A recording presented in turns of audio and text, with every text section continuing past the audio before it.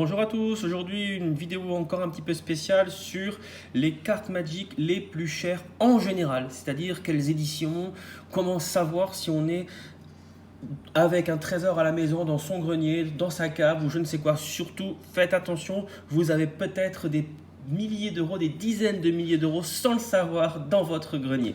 Donc, je vous présente une carte Eureka qui est une carte légende. Alors, ces cartes légendes sont des cartes avec ce symbole-là, à bord noir et l'espace ici entre l'illustration, la date et l'illustrateur. Vous voyez, il faut un espace. Donc, ces cartes-là sont très chères, ce sont des cartes légendes très recherchées. Là, ici, j'ai une carte Eureka d'une valeur approximative de 400 euros dans cet état. Donc, carte légende, regardez bien les éditions, si vous en avez, des rares d'autant plus, vous avez un petit trésor. On continue avec des cartes encore très recherchées, c'est une carte Arabian Night, comment je repère ce petit symbole, ce petit logo, les bords noirs, très important de bien vérifier les bords, et pas de date, juste l'illustrateur. Voilà, et encore l'espace entre l'illustrateur et le bord noir. Donc cette carte-là vaut aux alentours de 150 euros dans cet état, mais toutes les cartes de cette édition sont recherchées, d'autant plus si elles sont rares évidemment. Ici on a une carte donc encore bord noir, logo, vous le voyez ici, l'espace et pas de date. Vous voyez, pas de date. Bon là c'est la sleeve où il y a marqué X. C'est une carte des éditions Antiquities. Pareil, très recherché. Bon cela vaut aux alentours de 30 euros, mais toutes les cartes Antiquities sont recherchées. On continue avec des cartes bêta ou alpha. Alors on les reconnaît, bord noir, les petites pointes ici blanches caractéristiques avec l'illustrateur sans la date et l'espace entre l'illustrateur et le bord noir. Alpha ou bêta, c'est très recherché, c'est une alpha.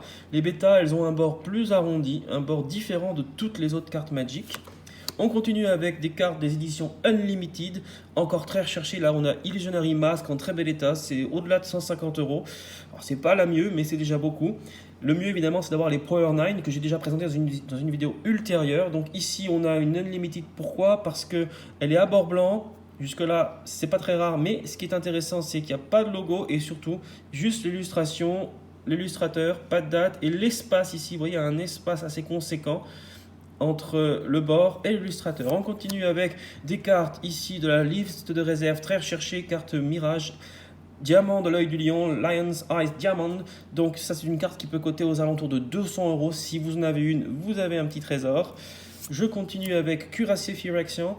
Pareil, édition Mirage qui ici vaut une trentaine d'euros. Très belle carte, très beau design, magnifique créature surpuissante de la liste de réserve. Et attention, si vous l'avez en version D6, c'est encore mieux, une cinquantaine d'euros, une carte encore plus belle, elle brille comme vous pouvez le constater, c'est magnifique. On continue avec des cartes de la liste de réserve qui sont à ses côtés, comme Mox de diamant, très beau Mox qui peut valoir au-delà de 100-150 euros suivant l'état, une carte qui se joue très intéressante et qui est vraiment magnifique. C'est vraiment des œuvres d'art, les illustrations des cartes Magic.